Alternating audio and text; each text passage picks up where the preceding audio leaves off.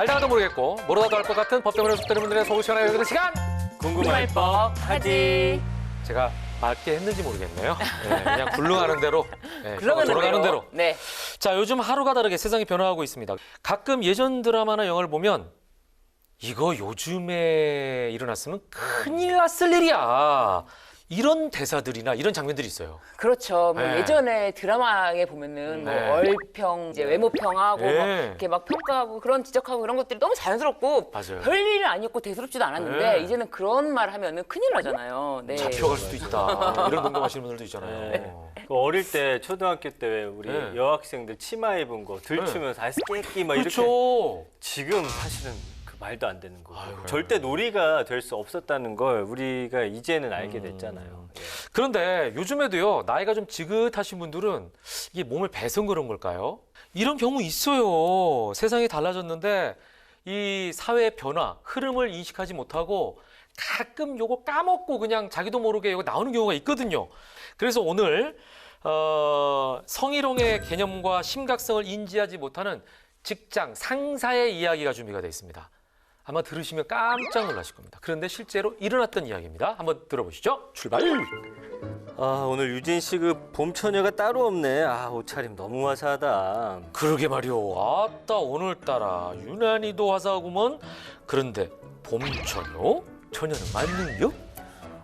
진짜 지금 무슨 말씀을 하시는 거예요? 아따 뭘 게임이뇨? 그런데 어제 남자친구 만나고 뭐 한겨?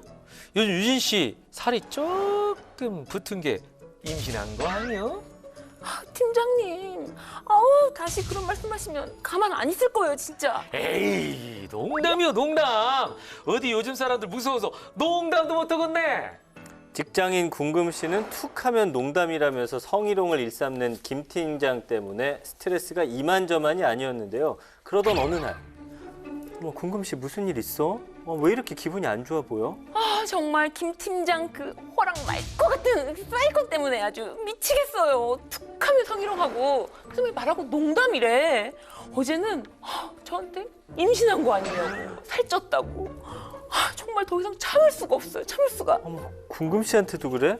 나한테도 툭하면 다리가 쭉 뻗었다느니 진짜 말 같지도 않은 소리를 싸지르는데 내 고과 점수 주는 사람한테 그때마다 따질 수도 없고. 궁금 씨, 우리 김 팀장이 또 그러면 몰래 녹음할까? 진짜? 그런 방법이 있었네? 김 팀장 성희롱할 때 잽싸게 핸드폰으로 녹음해서 인사과에 제출해야겠어요. 그런 자식은 따끔한 맛을 좀 봐야 된다니까. 정말 아무 말이나 못하게 좀 누가 좀 말려주세요, 제발. 결국 궁금 씨는 동료와 상의 끝에 김 팀장이 성희롱을 할 때 녹음을 하기로 했고 며칠 후 김 팀장이 또 성희롱을 하자 그 내용을 녹음해서 인사과에 제출했습니다. 그런데 다음 날 이봐 유진 씨. 아니 내가 한 말을 녹음해서 인사과에 보냈다고. 시방 진짜요? 그래요. 아니 내가 직장 내 성희롱으로 신고를 했는데 어떻게 알았지 진짜.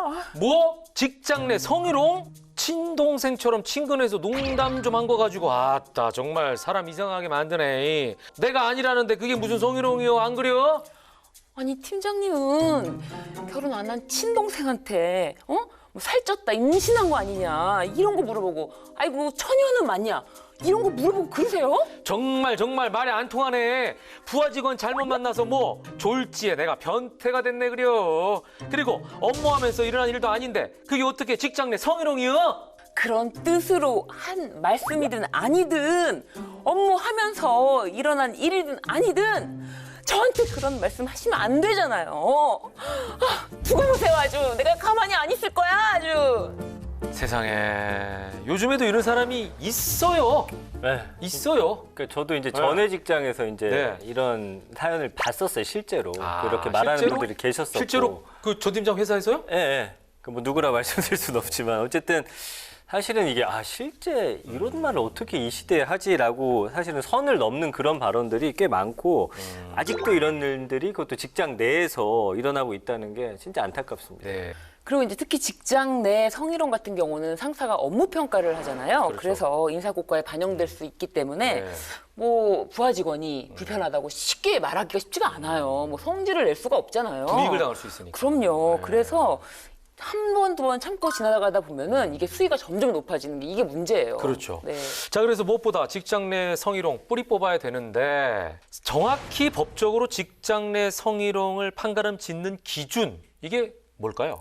네, 법적으로 직장 내 성희롱이란 업무 고용 그 밖의 관계에서 국가기관 등 공공단체의 종사자, 직장의 사업주 상급자 또는 근로자의 지위를 이용하거나 업무 등과 관련해서 성적 언동 또는 성적 요구 등으로 상대방에게 성적 굴욕감이나 혐오감을 느끼게 하는 행위를 말하는데요.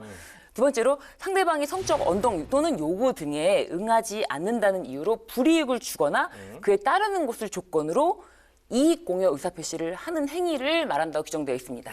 근데 이제 사연에서 보면 김 팀장이 계속 그런 말을 하잖아요. 동생처럼 편하니까 한 말들이다 이렇게 핑계를 댔는데 그 실제로 성희롱 문제에서도 이렇게 성적 의도가 있었나 혹은 없었나 이런 게 중요한가요? 이건 아닌 것 같은데 법적으로는 어때요? 네, 이 김 팀장의 주장은 틀렸는데요. 이 성희롱이 성립하기 위해서 이 행위자의 그 성적인 동기나 의도 이런 것이 있어야 되는 것이 아닙니다.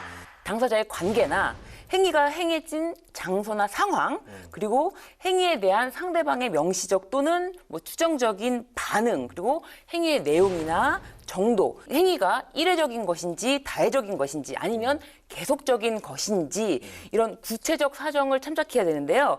이 객관적으로 상대방과 같은 처지에 있는 일반인을 보고 이 평균적으로 성적 굴욕감이나 아니면 혐오감을 느끼게 하는 행위가 있었는지 이런 거를 판단을 하는데요. 그로 인해서 상대방이 성적 굴욕감이나 혐오감을 느꼈겠다 그러면은 성희롱으로 인정할 수 있기 때문입니다. 역시 김 팀장은 그 네. 법을 전혀 모르면서 그렇죠. 말도 안 되는 핑계를 댄 거였네요. 네. 근데 이제 아까 김 팀장이 이런 얘기도 했어요. 그 업무하면서 일어난 일이 아니기 때문에 괜찮다. 직장 내 성희롱으로 볼 수 없다. 그 지금 이렇게 이야기를 하거든요. 네, 이 김 팀장의 주장대로라면 만약에 성희롱을 당했어도 업무 중에 일어난 일이 아니니까 직장 내 성희롱이 아니다라는 얘기예요. 그러니까 회식 때 만약에 성희롱을 했다 그러면 직장 내 성희롱이 아니다 이런 얘기인데 이거 말도 안 되는 얘기죠?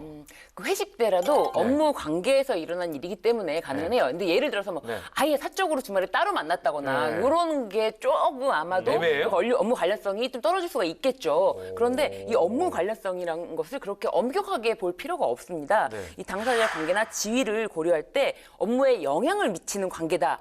이 정도면 인정이 될 수가 있는데요. 법원에서 판단한 걸 보면은 지위를 이용하거나 업무 등과 관련하여 이런 요건을 이제 포괄적인 업무 관련성을 보고 판단하고요. 업무 수행의 기회나 업무 수행의 편승에서 성적 언동이 이루어진 경우뿐만 아니라 권한을 남용하거나 이 업무 수행을 빙자해서 성적 언동을 한 경우도 포함되고요.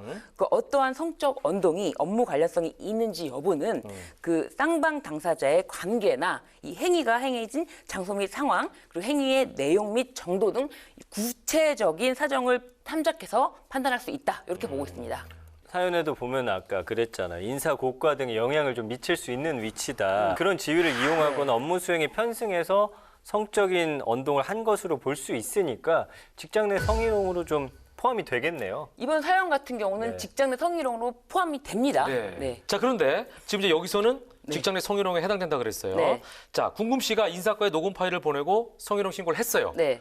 자, 그 다음에 직장 내 징계 절차는 어떻게 진행이 돼요? 남녀고용평등법의 14조에 따르면요. 이 직장 내 성희롱 발생 시 조치에 대해서 규정을 하고 있는데요. 이 사업주가 성희롱 신고를 받거나 직장 내 성희롱 발생 사실을 알게 된 경우에는 지체 없이 그 사실을 확인을 위한 조사를 하도록 규정이 되어 있어요. 근데 조사 기간 중에 이 피해 근로자가 요청을 하는 경우에는 뭐 피해 근로자에 대해서 근무 장소나 환경을 좀 변경시켜 줄 수가 있고요. 유급 휴가라든지 이런 적절한 조치를 뭐 하여야 한다 이렇게 규정이 되어 있습니다. 그리고 가해자도 조사 결과 직장 내 성희롱 발생 사실이 확인이 되면은 뭐 징계라든지 아니면 근무 장소의 변경이라든지 필요한 조치를 하여야 한다라고 규정이 되어 있습니다. 야, 그럼 징계는 직장 내 규정에 따라서 받는다는 얘기인데 그렇다면 법적인 처벌은 받을 수 있는 거예요? 그러니까 이 사연에서 보면은 네. 다른 사람들이 있는 장소에서 모여 있는 장소에서 그런 발언을 했는데 네. 그 발언 자체가 문제가 되면은 네. 그분은 형법상 모욕죄에 해당될 수가 있어서 이분은 형법에 의해서 모욕죄로 처벌받을 수가 있습니다. 실제로 한 직장에서 여기 우리 사연과는 달리 네. 여자 상사와 여자 부하 직원 네. 간의 일이 네. 있었는데 네. 그 여자 상사가 여직원에게 네. 아우 왜 이렇게 잔머리가 많아 꼭 애 낳은 여자 같다 네. 이런 얘기를 하는 거예요. 네. 그리고 또 한 번은 네. 아토피로 이렇게 목에 붉은 반점이 있었는데 네. 그거를 보더니만 어머 어젯밤에 남자랑 뭐 했어? 어머 목이 왜 그래? 이런 식으로 네. 사람들이 많은 네. 공간에서 네. 막 발언을 한 거예요. 네. 요것이 이제 모욕죄에 해당돼서 벌금형을 선고받은 사례가 있습니다. 이거는 이제 이성이냐 아니냐 상관이 없는 거네. 상관없습니다. 그런, 네. 모욕이니까. 네. 그럼 위자료 청구도 가능합니까? 네, 이 직장 내 성희롱뿐만 아니라 이런 성희롱, 모욕 이런 거는 다 민법이 정하는 불법 행위에 해당할 수가 있고요. 이런 경우에 위자료를 청구하시면은 손해배상을 받을 수가 있는데 실제로 제가 말씀드린 그 사례에서는 위자료로 500만 원을 받게 됐습니다.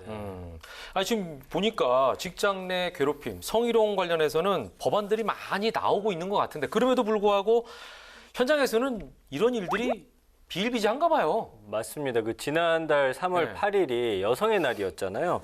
민간 공익단체 직장갑질 119가 세계 여성의 날을 기점으로 해가지고 그 성차별, 성추행, 직장 내 여성을 대상으로 한 괴롭힘 사례를 공개를 하고요. 정부 차원의 대책 마련을 촉구했는데 이 단체 데이터 보니까 지난 1, 2월 이메일로 받은 제보가 총 336건. 이 중에 이제 직장 내 성희롱, 성추행 제보가 22건, 한 6.4% 정도 됐다고 합니다. 야, 이거 왜 이렇게 개선이 안 되나 모르겠어요. 그러게요. 근데 네. 이제 주로 직원 수가 적은 네. 소규모 사업장을 중심으로 대표나 상사가 네. 손, 어깨 등을 만진다든지 어허. 뭐 남자친구 있냐 이런 성희롱 발언을 하는 사례가 더 많았다고 합니다. 그 게다가 임신 육아휴직 했다는 이유로 여성 사원을 차별하는 경우도 있었는데요. 그 일을 다시 배워야 한다면서 육아휴직 마치고 복귀한 직원에게 뭐 예를 들면 야근 수당을 주지 않는다든지 회사 일정을 알리지 않는 등 따돌리는 경우도 있었다고 해요. 네. 지금은 그나마 네. 이런 것이 문제다라는 네. 것을 지적하고 이야기할 수 있고 지금 우리 방송에서도 이렇게 계속 이야기를 하는 시대가 예. 되어서 예, 예. 정말 다행이라고 생각하고 앞으로는 네. 조금씩 더 나아지지 예. 않을까 싶습니다. 저는. 예. 자, 뭐 이렇게 법을 떠나서 서로가 좀 이렇게 배려하는 마음이 있으면 사회가 좀 더 성숙한 그런 분위기가 무르익지 않을까 이런 생각이 듭니다. 예.